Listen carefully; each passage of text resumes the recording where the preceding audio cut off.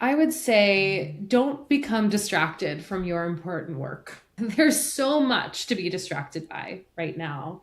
It's easy to hop on social media and doom scroll. It's easy to turn on Netflix that turns into, 10 episodes of the same show. It's easy to sit at your computer and let the days go by without actually living it and just sitting there working or writing or whatever it is you're doing.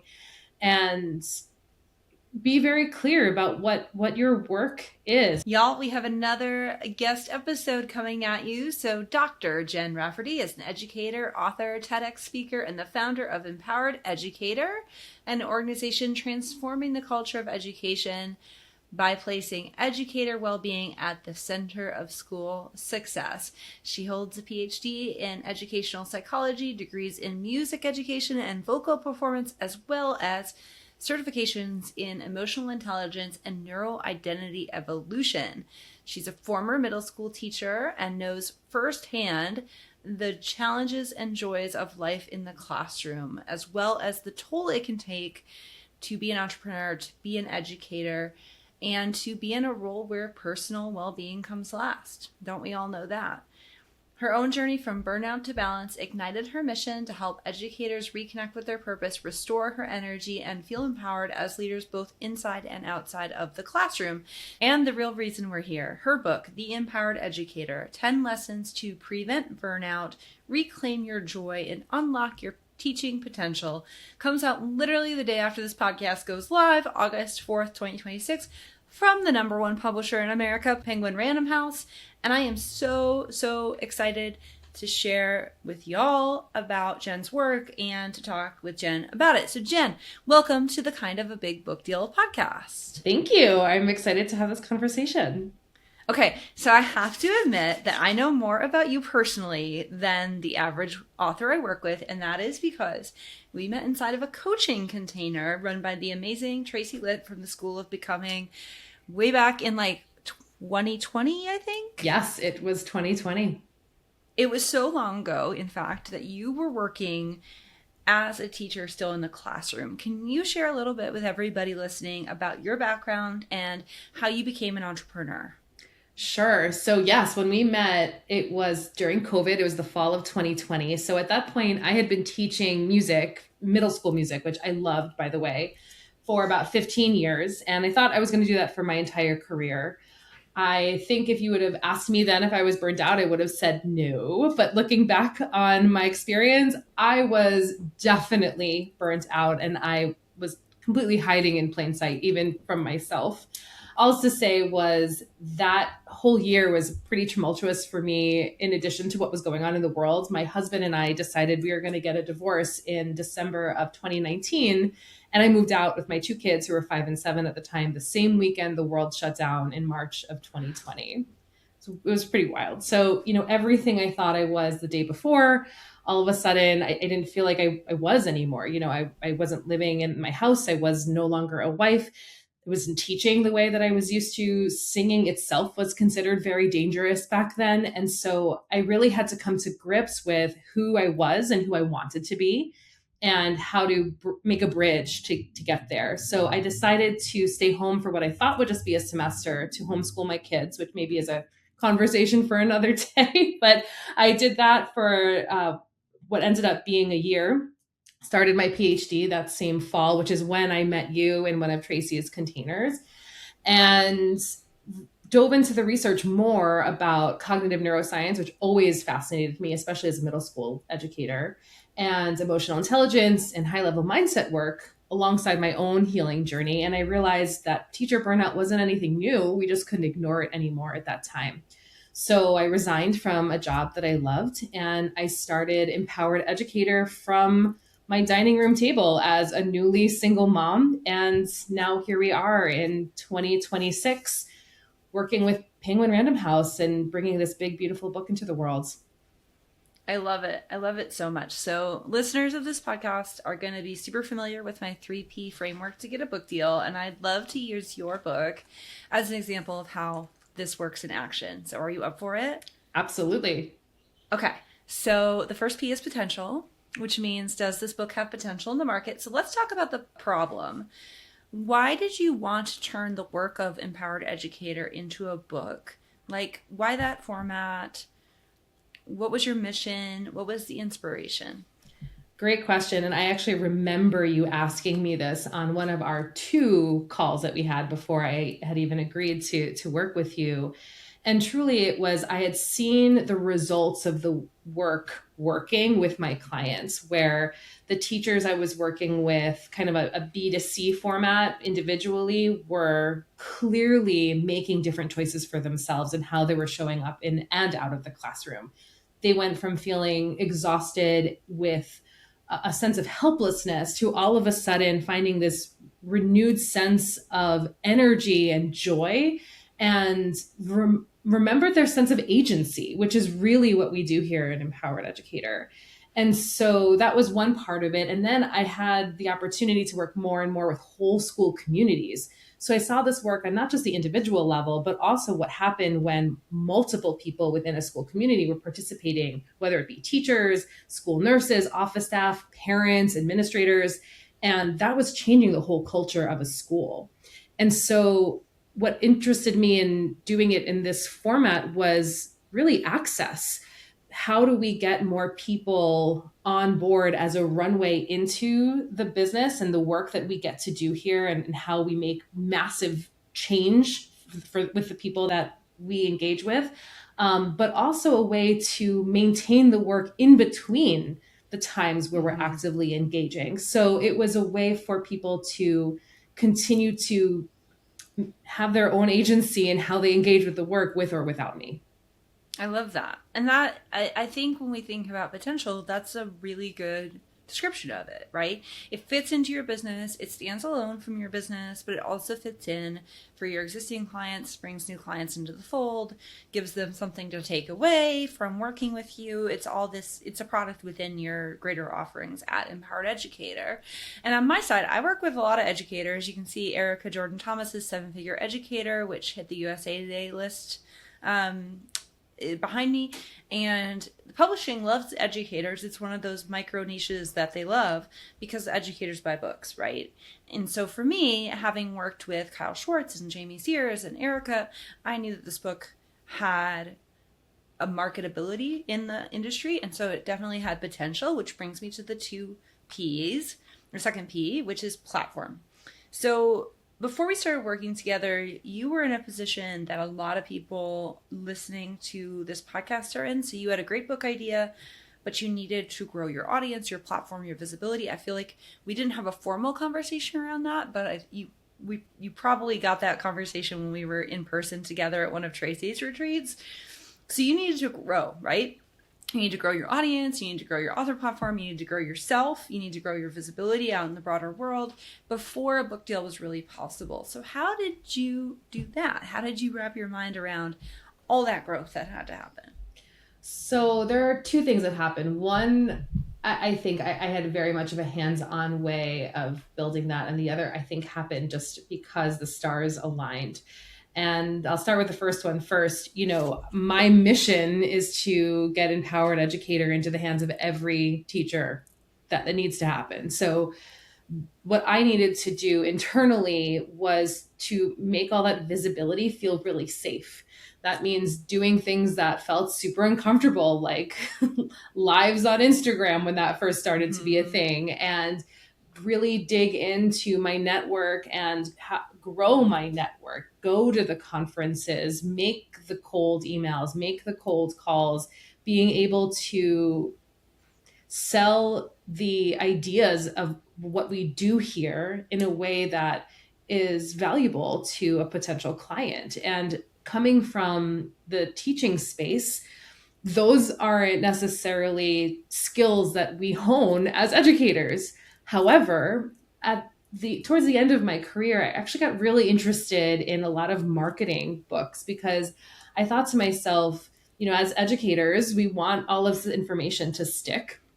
Who's really good at that? Oh, advertising and marketing. So I read a lot. I read Dan Heath. I read Seth Godin. I read, you know, there were like a lot of these prolific advertisers and marketers that I thought were really interesting, that I used their concepts in my classroom. So when I became an entrepreneur, it was a really easy bridge for me to be like, oh, right, I'm just going to tap into these things that I already know to be true and test it in my classroom and just see what happens over here.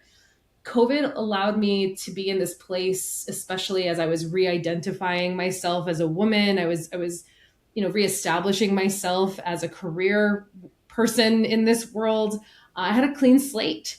And so I did a lot of throwing spaghetti at the wall without any attachments to what would happen or what kind of result I thought would be. I was really fortunate to have some play space with this. So Mm-hmm. I leaned in and I made sure I was having fun in the process. I don't remember any of that feeling particularly heavy or hard. Challenging, yes, but exciting and interesting was is what comes to mind as I think back on those earlier years. And so the outreach became bigger and the audience became bigger as I continued to grow and do more of that kind of work. And then I had the opportunity to be on the TEDx stage, which was an incredible full circle moment for me because I got to do it at my alma mater at Ithaca College. The theme happened to have been empowerment. So when I saw it, I was like, oh, that one's mine. And I was one of 10 people that were chosen for that event, which was incredible. And a friend of mine took a clip of that and she put it together and she said, Jen, post that on TikTok and Instagram. It's going to go viral. And it did. And over 4.2 million people have seen that clip. And it keeps circling around every year, every Teacher Appreciation Week, every start of the school year. And it's a really powerful message. And I think having that potent mic drop moment of that soundbite that was transferable in a lot of different platforms really helped get my message out there and get my name into the ether, which allowed me to build that platform. I love it. I love it. Now, I know that a lot of entrepreneurs, experts, and creators who want to write a book want to know the right and the fastest way, the right way and the fastest way to get a book deal. As an expert in both educational psychology and as an author who has walked this road yourself, what advice would you give those folks? You're not going to like what I have to say. It's patience. See, okay, so y'all, this was a secret thing because I was like, Jen's going to be like, there's no right way, there's no fast way. Yeah, I saw right through that one. I mean, come on, there's no right fast way. There just isn't, and I get it, right? Like we all want the magic pill, and I think at the levels that we're reaching as entrepreneurs who really want to expand and get that book deal, it's really easy to put trust in a lot of external things and experts that tell you what to do, especially if it sounds appealing, of fast and quote unquote right.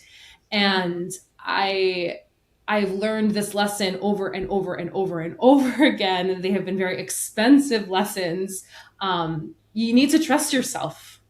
And the road to where you want to be comes with patience, comes with grace, and comes with getting quiet enough to really understand, is the discomfort that you're feeling right now the discomfort of growth, or is it the discomfort of something that doesn't feel aligned? And so often we choose the thing that might not feel aligned, but has promises of being a quick fix.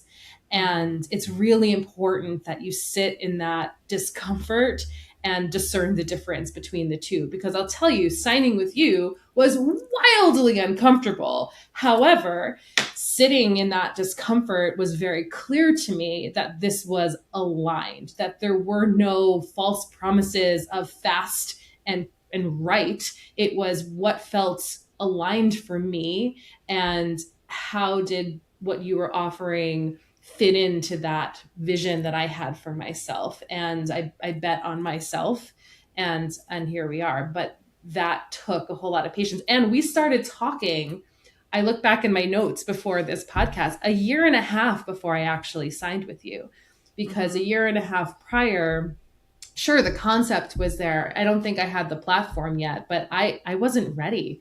I wasn't ready to make that step of visibility, even though maybe at the time I thought I thought that I was. Getting really quiet allowed me time to realize I needed some more space and more growth before I was really aligned with doing something like this.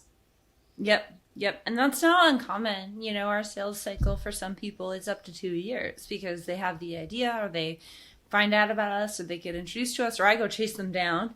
And when I do that, then I discover, oh, hey, they're not ready yet. And we definitely, I want to give them space to do that.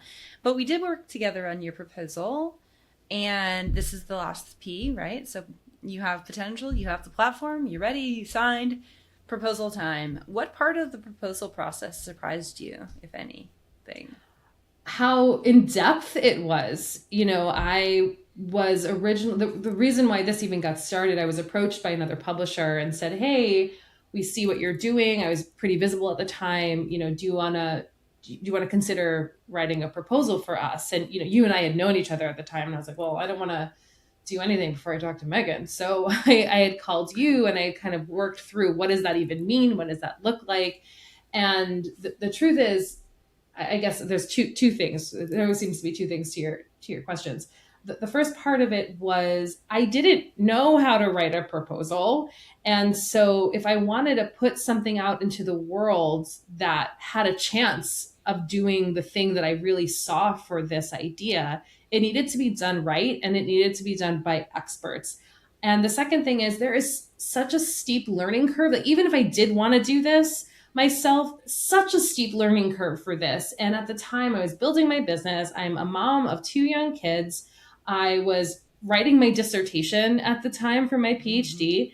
And I knew that even if I wanted to, I wouldn't be able to put out the kind of products that a publisher or an agent would say, yeah, that's something that I want. It needed to be done professionally. And so that to me was a no-brainer after we talked about what was involved. I think really how deep it was, not just in the concept of the book, but half of it's about how we're going to sell this thing. Mm-hmm. And while I could probably pull something together, it would have, been nothing compared to what you're able to do. This is your line of work. And so for me, if we're going to outsource something, lean on the experts who know really what they're doing so that you can put the best product out there into the world. 100%. So, what came easier in that process than you thought? I love the collaboration piece of it. At the time I was working with Claudia and she and I had a great rapport. I didn't really know what to expect. And what I loved about it was once a week, I had somebody asking me really interesting questions about my work, Mm-hmm. thought provoking ideas that she offered about different perspectives that, being in it's so nice to have somebody on the outside looking in asking you questions. So there were things that she was able to draw out of me that I don't think I would have done naturally or in a timely fashion because I'm so in it. And Mm-hmm. so that was a really lovely surprise. I looked forward to our sessions every week. I left feeling energized, inspired, ready to go try out some new phrase that we had just kind of figured out together or started to write some other content because I felt so good about what we were doing. It was really refreshing, the whole process. I really enjoyed it. That's awesome. That's so great. I love it. Now, when we've completed a proposal, we don't leave you hanging, right? So, like when you have what I call a saleable book proposal, and most people do because I'm picking people on those three P's, right? So, like, they're going to have a saleable book proposal. When that happens, I introduce my clients to literary agents because I don't go direct to publishers. Literary agents do that. So, how did you feel when your proposal was being sent out to literary agents? So that process was interesting timing because we sent it out probably around this time of year. And that's when things are kind of quiet in the publishing, industry. And so I had a really deep knowing that whatever was going to happen was supposed to happen. And I didn't even consider that this wouldn't get off the ground. That wasn't a thought in my mind.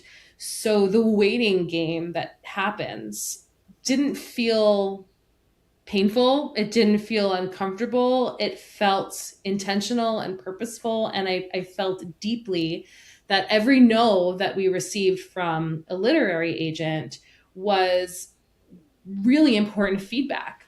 I'm working on a similar project. This is great, but it doesn't fit into my portfolio right now. I'm booked up. I don't have room for this type of project.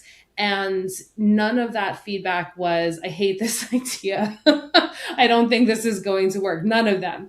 And so as the feedback was coming in, even though they were no's, I felt more and more encouraged that the right person was going to pick this up and understand really what it is we were doing here. And that's exactly what happened. We found someone who was an excellent fit, and I felt really comfortable handing over this project to her, that she would be a strong advocate when she went to push it out to the publishers. What was it like after getting all those rejections, hearing that somebody wanted you? That like a literary agent was like, yes, I believe in Dr. Jen. I was really excited about it.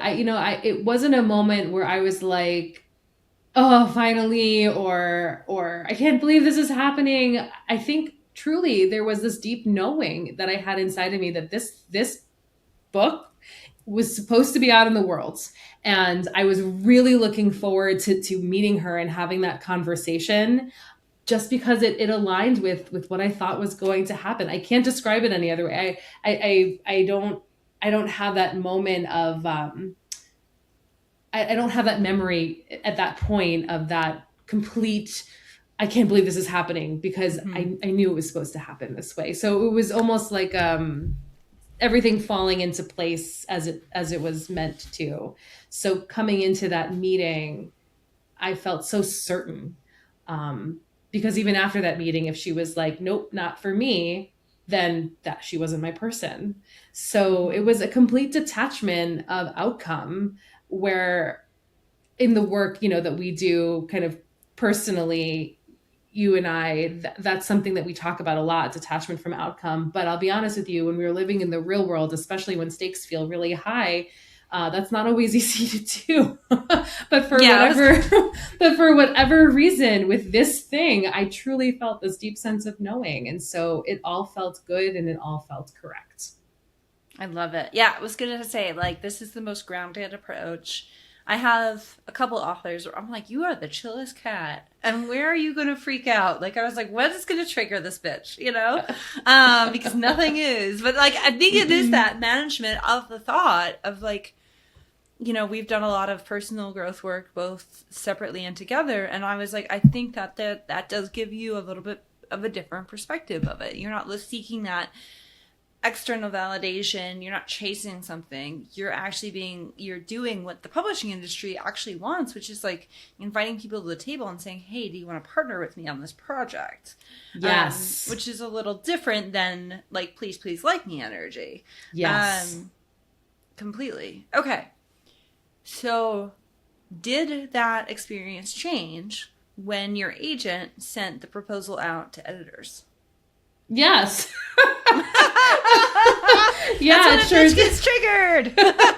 Yeah, it sure did. But not in that needy energy. What happened was that too, it was weird timing. It happened to have been sent out like right before Thanksgiving. And so it's like, okay, we'll see what we'll see. And we ended up getting offers for meetings and offers, period, right away. So it wasn't this space where I was like, kind of biting my fingers, like, here we go, it's go time, let's see. We, at that point, had collectively put together such an excellent proposal. And then with my literary agent's 2 cents too, and what she wanted to see as she put it out to the editors, it was such a strong product. And so within days, I would say 48 hours, we were getting responses. And so that part was so exciting. That was the moment where I was like, oh, it's happening. We're having like a book baby. It was like I called my sister, I'm like, it's now. And so that was a moment where I was just so excited that, okay, I get it. Like Meghan got it, my literary agent got it. And now here are these publishers who really understand not just me, but the whole idea of what Empowered Educator stood for and what we were trying to do here. And so to get that many people behind it was really validating and exciting for what was going to then come next. I love that so, so much. Okay. How did you celebrate getting your book deal? I was actually in Miami when I had the last meeting, which was with Penguin. I had 4 or 5 meetings, and the last one was with Penguin. I was there for Art Basel. It was the first time I had gone there. It was so cool. So being there for that was kind of the start of like, all right, we're going to have this, an answer within the next week. And I remember getting home, doing the negotiations. I remember we were on the phone. I was on the phone with my agent, kind of going back and forth. And my daughter was here with her friend.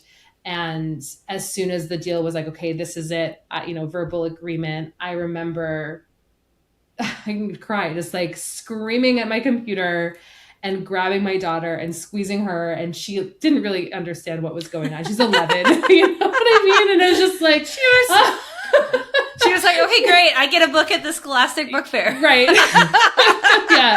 Yeah, it was very cute. I mean, she did the best she could, but she really didn't understand what was going on. And it was a full-on celebration then, that the whole rest of the month with my family. I'm very close with my family. And so every time we had an opportunity to get together, it was a big cheers and a big celebration. And it has continued to be that.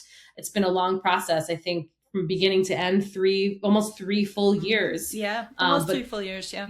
Yeah. So the idea of continued celebration has always been part of what we do. There's updates that, everyone wants to know how along what the editing was like, what chapter are you doing, when does this happen? So it's been a very familial experience. It hasn't just been mine. That's so awesome. I do want to talk briefly about the book writing process. Yeah. So, we got the deal. Why did you come back and say, Meghan, please help me write my book? Like, why?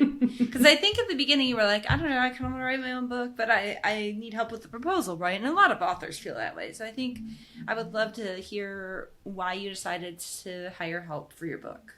Yeah, I think, I didn't know enough about it to make an informed decision prior to us having a professional relationship. And what I learned from the proposal process carried over through the book writing process. The idea for Empowered Educator is to get the best product out into the world. I'm a great writer. I do a lot of writing. I wrote my dissertation. Writing this kind of a book requires a different type of writing. And I wanted it to be an excellent product. And that was worth the investment to me, where my ideas could be clearly communicated. My concepts can be easily digested by the reader. Why not have help, right? You go to the dentist when you need to go to the dentist, right? If you need help with your math homework, you hire a tutor. For me, I wanted to put the best possible thing out into the world, and it was a no-brainer for me to have as much help as I could have. And understanding too, this I think is a point of confusion or misunderstanding for a lot of people. The book is mine, right? These are my ideas. These are my concepts. This is my language. But being able to partner with someone and engage in a way to get those out in a format that can be accessible, that's what matters. Because it doesn't matter if I have the best thing to say if it's not communicated in a way for people to understand. So that communication piece was most important, because otherwise, like, what are we doing? Yeah, same idea. And speaking back to the platform, what does it matter if nobody sees it because you don't have an audience and so you can't promote it, you can't sell it, right? Right. That's equally as important. So I did check my Wayback Machine, otherwise known as my calendar app, because it's actually pretty accurate into going back to like, 10, 15 years. And we began our work together nearly 3 years ago in the fall of 2023. So right Yeah. now we're talking in the summer of 2026, so almost 3 years. Yeah. A lot of times, a lot of entrepreneurs, experts, and creators would say 3 years is too long for any project, even for a book, to wait that long for something to come out. What is your perspective now that you've been through it? I have been living with this mantra for the last year and a half, and it works for me. I put it on every day, like my shirt that I wear every day. You are always on time. And for me, that holds true really in everything. Even when you're late, you're always on time. And so as this book process unfolded, that trust and knowing that I was talking about earlier simply carried over into the timeline. There was one publisher who wanted to push it out to 2027, and that did not feel aligned to me. But it wasn't because I needed to get it out now. It was because it was 2024, and I felt that was the amount of time that it would take, and other publishers were kind of in that same boat. So that was the only time related decision that I got to make in that. But you can't rush it. You can't rush anything. And that sense of I should be further along, or this shouldn't be taking so long, causes that rush and hustle and that attachment to that outcome that we were talking about before, that makes everything really unpleasant. You know, there are a lot of things in my life, both personally and in my business, that I would like to be on my timeline and maybe like hurry it up a little bit. But so much of that is out of my control. And for whatever reason, this whole process going through the book, it felt, I felt like I was on this really joyful ride. It was just supposed to happen when it was supposed to happen. And you can't rush things that are going to be great. I couldn't imagine doing this any other way, any faster. There's no way. Yeah. Yeah, there's no way. There's just too many people involved, right? There's too many processes, there's too many like stakeholders, people, benchmarks, milestones, whatever other word you want to throw out there. It just takes time. That's all Yeah. it is. Okay. So I must admit that even though your book is for educators, it's really a guide for improving how you think, how you feel, and how you live your life. So The Empowered Educator is literally one of those self-help books that could truly change lives. And I'm definitely making my husband listen to it when it comes out on audiobook. So to show you all why you need to read this book and why you should buy it immediately, Jenna and I are going to walk you through one exercise that I think will be hopeful for all of you listening to this who want to be an author. So something I have noticed, and I've talked to a lot of people about their book ideas and their books. A lot of people want to write a book, but they struggle to articulate why they want to write a book. So Jen, would you lead listeners through the thought exercise you call Why times 5? Sure. This is really important for anything that you do. This comes from a place, just for some background. So often in education, there's this, platitude, remember your why, which has become meaningless in this place because teachers are so burnt out. And when administrators say, well, just remember your why, it usually backfires.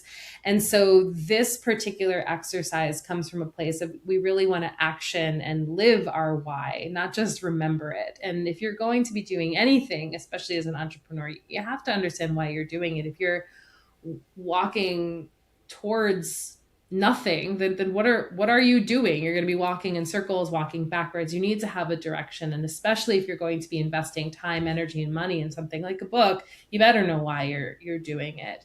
So why times 5 simply starts with the question, why do you want to write a book? And I think perhaps people struggle with that because they second guess their answer. And it's really important that you go with your first knee jerk response. Don't think too hard. What's the first thing that comes up? So, do you mind, Megan, if we kind of do this together? No, not at all. I was just thinking Okay, it's kind of great. weird, one-sided. Yeah, because I think it'll pack a punch if we're able to really exemplify this exercise. So, and you can do a hypothetical if you want. So if we're kind of doing a role reversal, hey, Megan, why do you want to write a book? What would you say, knee jerk? The answer I get all the time is to make an impact. So the next step in why times 5 is now why number 2. Mm-hmm. Why is making an impact important to you? This is what I hear all the time. So my story matters and it can help people. So why is it important to you? So this is why number 3, that people need to hear your story. Why does that matter? So this is me projecting the shit out of this because I don't actually know the answer. Sure. But what I see people is like, well, it was important to me. And so now I want to share it. But they don't actually know, like, who's going to receive it or how. So what exactly, so now this is why number 4, what exactly was important to you? Why was that thing important? Because it had an impact on me. Right. So that's still, I'm going to push even further then. So what exactly, right? And then, and make something up, right? Just for the sake of this example. And this is great, but like, okay, so like, let's run through somebody I talked to recently. So sure. They were working with children. Mm-hmm. And so working with parents of children that have mental health stuff, right? Mm-hmm. So the reason they wanted to do it is because they're an expert and they wanted to share. Well, why do they want to share? Because they know it works. Mm-hmm. Why does it work? Well, it's because it's backed in science. Why is it backed in science? Because their research is No, not why is it backed in science. Is why is that important to you? Why is that important to you that this is backed in science? Again, projecting because they were a parent in that same situation. Yeah. So what happened in that situation that if you had this information makes that important to you? I think they thought their childhood would have been better. Yeah. And why is that important to you for your childhood to have been better? Obviously, because it causes you pain, right? Right. And so that's the 5. Because now all of a sudden we're getting to this real, I don't want anyone else to feel the pain that I felt when I was a kid.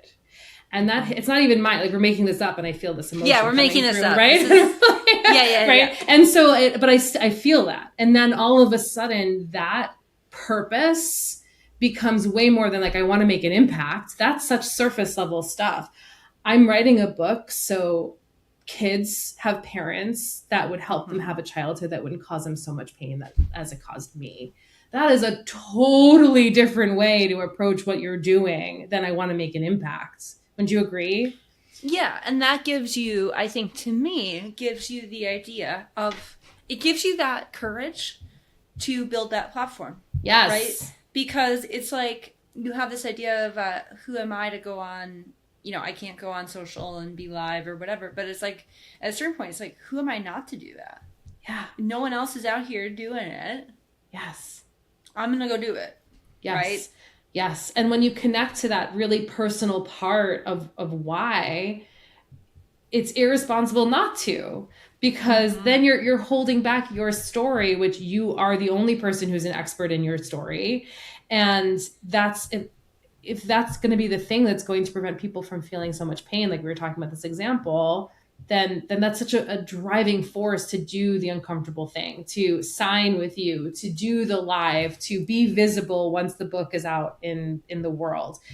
But staying connected to that really grounds you in that purpose and makes your conversations with people like you, with potential literary agents or publishing editors, more rich and truly more impactful. So everyone wants to make an impact, right? So why you, why now? And asking the questions, why is that important to you? 5 times really gets you to that deeper answer. The other thing I'll say too is if you get to that deeply personal answer, you got to do some work to clear that shit. Because no one is going to receive your trauma in a business setting, which is what traditional publishing is. Because when I was thinking about this, I was like, yes, I'm going through this with a person I talked to who needs to grow a platform, which is like 99% of people. But when I think about the authors behind me, they've got those whys figured out too. But they've got, and it still comes from that place, that deep emotional place that only their soul can speak to. But they've found ways to wrap it into business packaging. You know, Dr. Erica, if anyone deserves to be a millionaire, it's an educator. That is a brilliant line. And it comes back to her story. Ultimately, if you know more about her, you'll understand the links between that. Same thing with like Caitlin V, men's sexuality. Oh, we don't know enough about sex. Oh, men get served terribly. Let me go out and serve this underserved people. Like, that's all there. But they've learned to talk about it in a way that isn't trauma dumping on everybody, and that is like actually a business proposition. Sure. Yeah. Well, getting to that personal level, and I think I'm glad you brought that up, because I can see now how perhaps that can be confusing or conflated. Having that very personal why that maybe for some comes from trauma, maybe not, right? Mine certainly doesn't come from trauma, but that doesn't mean anything. We all bring our own personal stories, selves, big T, little trauma to the table all of the time. Yeah, all the time. Right. So, you know, that knowing of your purpose and intentions of writing a book needs to be different than the packaging of it and how you're showing up to the creation of this thing. And so what does that look like for someone who's going to be on your audience receiving this information, having an ability to empathize and connect and resonate with your story without it being a place for you to dump all of your emotional shit on. So that's a big distinction there, you know, coming from that emotional place for motivation and inspiration, and then being able to talk about it and package it in a way that feels empowered and aligned with what you're trying to do here. I think too, the point is when you live your why, when you understand the purpose behind what you're doing, right? Not only do you have a direction, but then you start to be less, starts to be less internal and less me, and more about them, right? Like it starts to be more, okay, I'm going to have this purpose of helping people. And, you know, for me, I'm like, I know what makes a good book. I have the network to make it happen. I have the expertise. Now, all I have to do is show up in a way that attracts the clients to me, and then use my integrity as one of my values and my intuition to some degree to choose the right horses, to choose the right people. And so if that's what I'm doing, but then I'm also, as part of my purpose, you know, doing stuff like this that helps everyone else that I can't maybe work with. And so it becomes less about the Meghan show and more about, okay, here's the segments of authors I see. How can I help every single one? And where do they fit in my business ecosphere? It becomes more about strategy, and the book being one piece of that. So that's part of platform building, I really believe. And part of business and personal growth that walk together. Like you can't do them to get like separately, to me, at least not in an aligned and like beneficial way to everybody around you. Yeah. I mean, you can be a tech bro and build $1 billion company and not give a shit about anybody, but that's not what we're doing here, hopefully. So the idea of like being aligned and like starting from purpose is so useful. Yes. Because that does give you the drive to then do the scary stuff, do the hard stuff, stay with it, be resilient, build that grit, and like then come to the conversation around your book more grounded and more ready for that next step, because it is a big next step in visibility and permanence. Like for online entrepreneurs, a book is hella permanent, and that is the scariest thing. They can't take it down. They can't decide not to launch it. They can't pull it off Kajabi. The internet won't forget it. It will be forever. And so yes. that is a challenge too, right? It's not just the visibility, but it's also like you have to own your success as well. You have to promote the book. You're going to be the main driver of its sales. So like, it's not, I don't know. I think a lot of people are under the impression that it's easier and simpler than they think. For sure. Is a good idea. For sure. I think, everyone has an idea for a book and wants to write a book, and that's wonderful. And it is a long road. It's a journey. It's an epic journey, and just like any good story, you're going to have challenges along the way. And oftentimes your biggest challenge ends up being yourself, which is, to your point, why your own personal growth and development has to go alongside your professional growth and development. There's no other way around it. Your business is a reflection of who you are. And being able to lean in and embrace and embody whatever visibility comes along with writing and publishing a book, your nervous system needs to be ready for it, to not just accept it and live in it, but also grow with it. There's so much potential there. And oftentimes we become our own roadblocks and our own limitations. So that piece to me is essential. Yes, I agree. Okay, last question for you. This podcast is for entrepreneurs, experts, and creators who want to land a book deal and write a best-selling book, so small things. What would be your best advice for those folks? I would say don't become distracted from your important work. There's so much to be distracted by right now. It's easy to hop on social media and doom scroll. It's easy to turn on Netflix that turns into, 10 episodes of the same show. It's easy to sit at your computer and let the days go by without actually living it and just sitting there working or writing or whatever it is you're doing. And be very clear about what your work is. And by work, I'm not even talking about your business necessarily. Your work in this world is and gets to be your impact. So what do you need to do in order to keep that trail and stay on that path? That requires a holistic life that's well lived. It requires balance, whatever that word means to you. It requires self-love and self-trust, and sometimes walking away from something to give it some air. But the distraction piece is so alluring right now that we forget that some of those things that I just described and rest seem like distractions. Be really clear of what is and what is actually going to be helping you walk down that path. I love that. And the book isn't the end, right? It's not the capstone. No. It's not the end of anything. And it's just one more piece in your greater impact and your greater contribution, I think, is even a better word, right? Like, It's not, I'm out here to like impact somebody and like shake their world apart. It's like, no, I'm here to contribute to that person. It's growth and their understanding of themselves in the world and contribute to their contribution, if that makes sense. Yeah, 100%. And like you said, there's life after the book. I remember doing the TED Talk and there was all of this, momentum leading up to that moment. And then it happened. And I remember like there was this all of a sudden feeling of, okay, well now what? And so, there was a recalibration time for, what happens, since all of my time and energy were going to this one thing. And so then life went on and there were more things to do and more things to build and more things to experience and explore. And so the same thing, does happen with this book. Life will go on and you get to use this as a tool as part of your bigger impact. It's not the thing, even though it is a beautiful, important, special thing. There are so many other moments that are awaiting. 100%.